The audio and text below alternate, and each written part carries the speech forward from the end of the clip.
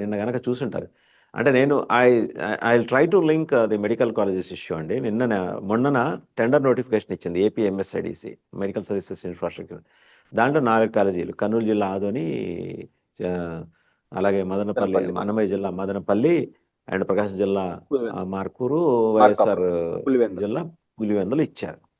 మొత్తం వచ్చేసి సార్ 261 ఎకరాలు వచ్చిందండి. అందులో మదనపల్లి 99,000, ఎకరం ₹100 లీజ్. అదంతా ఆ డాక్యుమెంట్లో ఉందండి, ఆ గైడ్లైన్స్ డాక్యుమెంట్ నేను సమగ్రంగా చదివాను.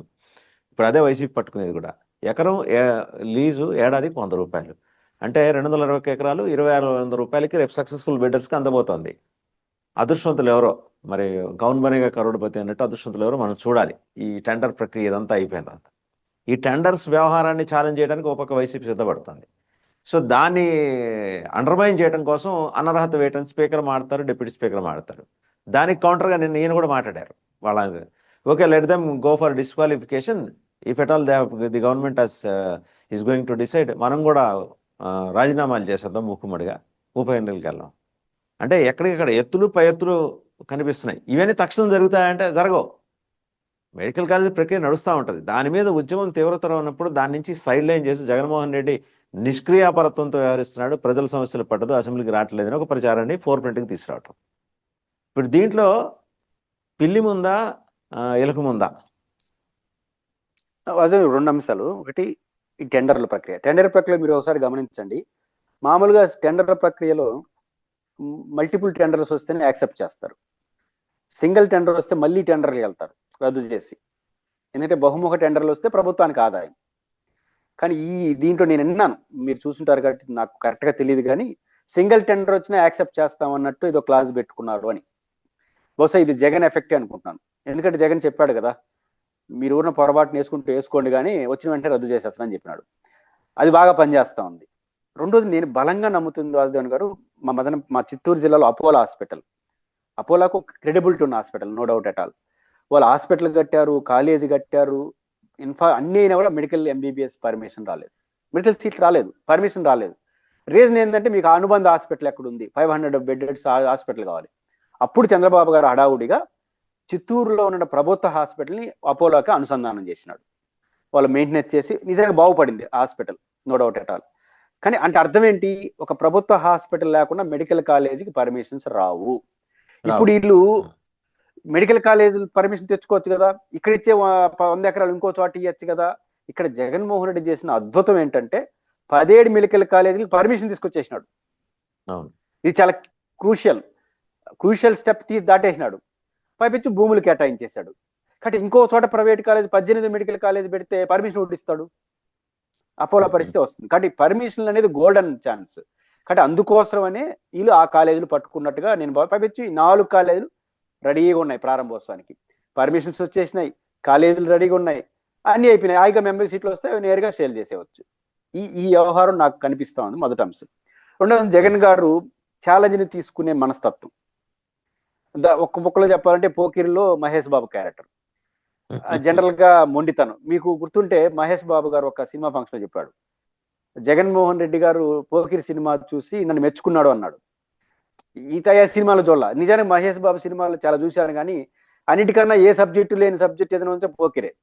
కానీ పవర్ఫుల్గా ఇట్టేది కూడా అదే. ఎందుకు జనం నచ్చారంటే మొండితనం, నేను అనుకున్నదే చేస్తా, ఎదురెదత, ఇదే ఆ సినిమాలో ఉన్న గ్లామర్. జగన్ గారికి సేమ్ క్యారెక్టర్ పాలిటిక్స్ లో. ఎన్ని దెబ్బలు తగిలినా పోతానే ఉంటా, కొట్లాడితే కొట్లాడుకుంటానే ఉంటా. ఈ తరహా ఉన్న మనిషిని ఈ బ్లాక్ మెయిల్కి ఏడ సిద్ధపడతారు అంటే డిస్క్వాలిఫై అయిపోతారు. రెండోది, వీళ్ళు ప్రజలకు చెప్తున్నారా జగన్ గారికి చెప్తున్నారా నాకు అర్థం కాలేదు వాసుదేవన్ గారు. బేసిక్గా నేను కూడా కొంత చట్టం చదివినాను. డిస్క్వాలిఫికేషన్ ప్రక్రియ ప్రారంభం కావడానికి ఇంకో 1.5 years పడుతుంది. అంటే ప్రజల్ని ఎంత ఎర్రోల్ చేస్తారు. 3 ఏళ్ళు పడుతుంది. 3 ఏళ్ళు పడుతుంది. ఏమంటుంది, 60 రోజులు కంటిన్యూ ఆబ్సెంట్ అయితే డిస్క్వాలిఫై అంటారు. సభ జరిగింది ఎన్ని రోజులు ఇప్పటికి, ఈడ్చుకొడితే 30 రోజులు. అంటే మీరు 30 రోజులు సమావేశం జరిగి ఈ సమావేశానికి ఎగ్గొట్ట డిస్క్వాలిఫై అంటే ఎట్లా? సభే జరగాలి 60 రోజులు. సభ 60 రోజులు జరగాలి, 60 రోజులు ఆయన ఎగ్గొట్టాలి. సభ జరిగింది 30 రోజులు, అప్పుడు వెంటనే డిస్క్వాలిఫై. ఇప్పుడు 1.5 years 30 రోజులు జరిగింది. ఇంకా 60 రోజులు జరగాలంటే 3 ఏళ్ళు అయిపోతుంది. దీంట్లో జగన్ గారు ఒక క్లాజ్ ఉంది, కంటిన్యూ ఆబ్సెంట్ అని ఉంది. ఇప్పుడు జగన్ గారు మొన్న గవర్నర్ ఆ ప్రసంగం పోయి సంతకం పెట్టొచ్చినాడు. ఎప్పుడు మొన్న మార్చిలో. దాని పరిగణలో తీసుకుంటే 13 రోజులు ఆయన ఆబ్సెంట్ అయింది. ఇంకా 60 రోజులు అంటే ఇంకో 40 రోజులు ఆబ్సెంట్ కావాలి. 40 రోజులు ఆబ్సెంట్ కావాలంటే 4 ఏళ్ళు అయిపోతుంది ప్రభుత్వ వయసు. 4 ఏళ్ళ తర్వాత మీరేం రద్దు చేసేది, ప్రభుత్వమే పోతుంది. కాబట్టి ఈ లాజిక్ ఇద్దరికి తెలుసు. రెండోది ఒక లాజిక్ పాయింట్ ఉంది. నేను లా చదవలేదు కానీ ఒక లాజిక్ ఉంది. ఒక ఇష్యూ మీద కేసు నడుస్తుండగా దానిపైన ఏరే కేసు సాధ్యమా? ఇప్పుడు జగన్ గారు హైకోర్టులో పిటిషన్ వేశాడు. ఏమని? ఫలానా రూల్ ప్రకారం నన్ను శాసనసభలో ప్రతిపక్ష నాయకు గుర్తించమని స్పీకర్ కార్యాలయం డైరెక్షన్ ఇవ్వమని హైకోర్టులో పిటిషన్ వేశాడు.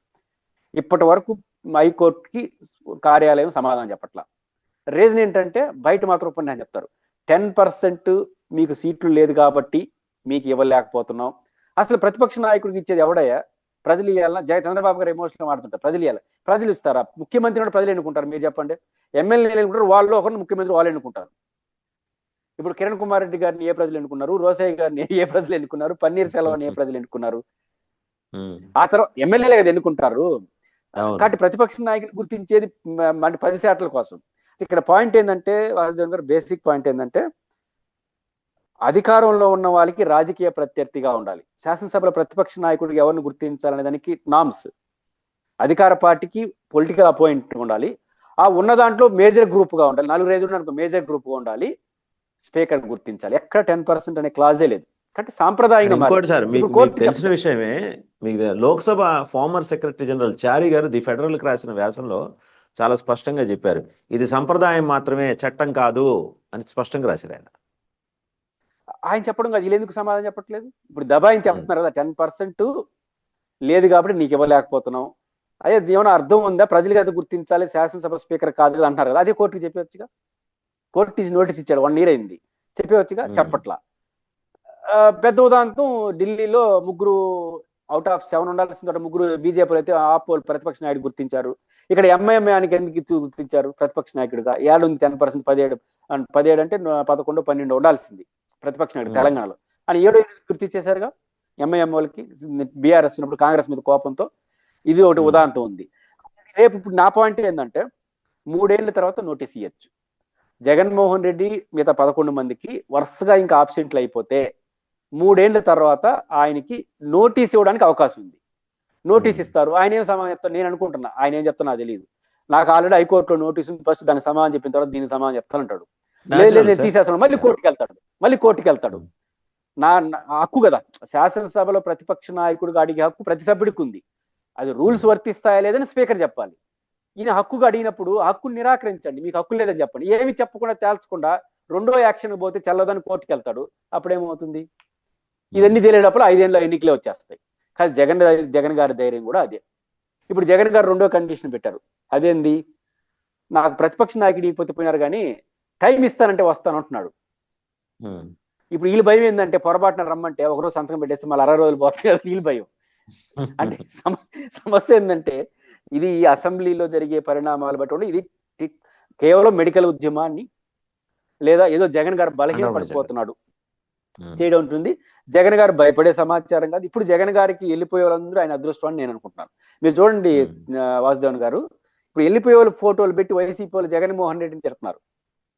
వెళ్ళిపోయే వాళ్ళు ఫోటోలు పెట్టి మామూలుగా ఏం చేయాలి? అందరూ వెళ్ళిపోతుంటే ఏం చేస్తున్నావు నాయకుడు అని చెప్పాలి.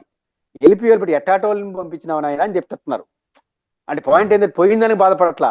ఇప్పటికైనా మీరు మారండి, ఈ ప్రయోగాల పేరుతో యూన్ బడితో లేకుండా మంచి కార్యకర్త ఇస్తే బలంగా నీతో ఉంటారు. ఇది ఆనందంతో బాధతో చెప్తున్నట, భయపడి కాదే కాదు. జగన్మోహన్ రెడ్డి గారికి ఇది ఒక ప్లస్ అవుతుంది. చివరికి పోయే వాళ్ళంతా పోయి మంచి వాళ్ళు మిగులుతారేమో. లయబిలిటీస్ అన్ని వదిలించేసుకుంటున్నాడు. అది అంతే. ఇప్పుడు వదిలించారు, వాళ్ళకి భారం ఇదంతా పోయి ఇప్పటికే 164 మందితో బాధపడుతున్నారు. వీళ్ళు పోయినారంటే కొట్లాడుకుంటారు మీకా మాకా అని. రైట్. సో ఇప్పుడు ఆయన ఇంకో మాట అన్నారు, చేస్తే చేసుకున్నారు, మనం అందరం మూకుముడిగా రాజీనామాలు చేసి ఉప ఎన్నికలు వెళ్దామని. ఎత్తుగడ అంటారు అది? ఎత్తుగడ అంటే మేము భయపడినని చెప్పడం కోసం. అంటే వాళ్ళు ఏ ఎత్తుగడతో అంటే 3 ఎమ్మెల్సీలు వచ్చేసారు, ఈయన అసెంబ్లీకి రావట్లేదు కాబట్టి ఈయన భయపడిపోతున్నాడు అని చెప్పేస్తే, ఇప్పుడు మెడికల్ కాలేజ్ బయట మాట్లాడేందుకు లోపలికి వచ్చి మాట్లాడియా అంటారు. లోపల బయట అదే మాట్లాడతారనే విషయం అందరికీ తెలుసు. అయితే దీన్ని జగన్మోహన్ రెడ్డి గారు కట్ చేసేద్దాము, నువ్వేంది చేసేది, నేను లోపల మేమే రాజీనామా చేశాడు భార్య, నీకు ఆన్సర్ లేదు కదా. అప్పుడు నెక్స్ట్ మళ్ళీ ఆన్సర్ మెడికల్ ఉండదు, కాలేజ్ మళ్ళీ తెర మీదకి వచ్చేస్తాయి, మళ్ళీ మళ్ళీ తెర ఈ మీదకి ఇష్యూ వస్తుంది. మళ్ళీ కానీ జగన్ గారు తెర మీదకి వస్తుంది. మళ్ళీ ముందుకు ఉమ్, వచ్చేస్తుంది. జగన్మోహన్ రెడ్డి గారు మొండితనం, మీరెందుకు మేమే చేస్తాం కదా తొందర ఎందుకు అంటాడు. దాంతో ఉమ్, ఏమవుతుంది, 3.5 ఏళ్ల తర్వాత రాజీనామా చేస్తే నంద్యాల కుప్పమే రిపీట్ అవుతుంది. నంద్యాలలో తెలుగుదేశం గెలిచి ఏం సాధించింది, కుప్పంలో అన్ని గెలిచి వైసీపీ ఏం సాధించింది అధికారాన్ని పెట్టుకొని. ఉమ్, ఇది అదే అంతే. సాధిస్తారు రేపు పులివెందుల జడ్పీటీసీ అయినంతే ఇంకోటి అయినంతే. కాబట్టి జగన్ గారు ఉమ్, ఒక పాయింట్ పట్టుకున్నాడంటే దాని తప్ప, ఏదో గుర్రానికి ఏదో అంటారు, అది కళ్ళగట్టేసి అది పక్క చూపులు చూడదంటారు, పోతా ఉంటుందంట ముందరికి. జగన్ గారు ఆ ఉమ్, టైపే. ఆయన ఏది మెడికల్ కాలేజ్ ఎంచుకున్నాడు దాని అటో ఇటో తేలేంత వరకు ఇంకోటి మీరు చెప్పినా ఏం చేసినా పట్టించుకోడు. వీళ్ళు ఎట్లా డైవర్షన్ చేసినా ఆయన ఇంకో డైవర్షన్కి వెళ్తారు తప్ప ఒకటి వాసుదేవన్ గారు బేసిక్గా ప్రతిపక్షానికి పదే పదే ఎన్నికలు జరిగితే వాళ్ళు పోయింది మహా అంటే ఓడిపోతారు ఉమ్, అంతే. అంతే. 11 మంది ఉన్నారు, పోతే పోతారు, బయట వచ్చి ఇప్పుడు బయట మాట్లాడతారు, రేపు బయట ఒక మాట్లాడతారు. రకంగా అండి, మీరు అన్నట్టు ఒక రకంగా ఉప ఎన్నికలకే కనుక వెళ్తే ఇప్పుడు పాలక కూటమి వాళ్ళ ఆల్ ఎనర్జీస్ అన్నింటినీ ఆ పథకం చోట్ల ఎగ్జర్ట్ చేయాలి, ప్రెషర్ ఆ ఎనర్జీస్ అన్ని అక్కడ పెట్టుకోవాలి.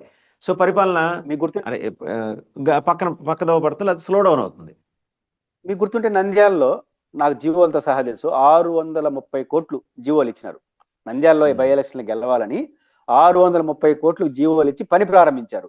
చంద్రబాబు గారు 15 రోజులు ఆడ కూర్చునే, జగన్ గారు కూడా ఆనే కూర్చున్నాడు. ఆయన ఏమైంది, ప్రతిపక్ష నాయుడు ఆనే కూర్చుంటాడు, ఈయన పోయి ఆడ కూర్చునే. రేపు 11కు జరిగితే 11ను ఓడించాలని ఫస్ట్ టార్గెట్ అధికార పార్టీ ఉంటుంది. ఇప్పుడు ఓడించేస్తే 11 మళ్ళీ మెయిన్ ఎలక్షన్ మీద మోరల్ గా దెబ్బతినచ్చండి. ఒక నంద్యాల ఎన్నికల్లో 5 ఏళ్లకు ముందు 600 కోట్లు అంటే ఇప్పుడు 11 అసెంబ్లీలకి ఒక 10,000 కోట్లు కేటాయించాలి. ఇంకా ఈయన పరిపాలన అన్ని వదిలేసి ఆడ కూర్చోవాలి. దానిలో ఏం పోయితే సగం మెడికల్ ప్రతిపక్షానికి కాలేజీలకి ఇచ్చేస్తే గవర్నమెంట్ మెడికల్ కాలేజీలు వస్తాయి కదా సార్. వస్తుందిగా, దీని బదులు ఆ మిడిల్ కాలేజ్ చేస్తే పోతాను వస్తుంది కదా. కాబట్టి వాళ్ళకి కూడా తెలుసు ఇది జరగదని, వాళ్ళకి తెలుసు. అసెంబ్లీ జరిగిన రోజులు అసెంబ్లీకి రా ఇంకేం మాట్లాడరు, అసెంబ్లీ అయిన తర్వాత ఇంకోటి మాట్లాడతారు. వీళ్ళు టాపిక్ డైవర్ట్ కోసం వస్తున్నారు, ఆయన దానికి ఛాలెంజ్ ఎదుర్కొంటున్నారు తప్ప ఇది మీడియాలో డిబేట్కి తప్ప జగన్ గారు ఛాలెంజ్ కానీ వాళ్ళు డిస్క్వాలిఫికేషన్ ఇంకోటి ఉంటుందని నేనైతే అనుకోను.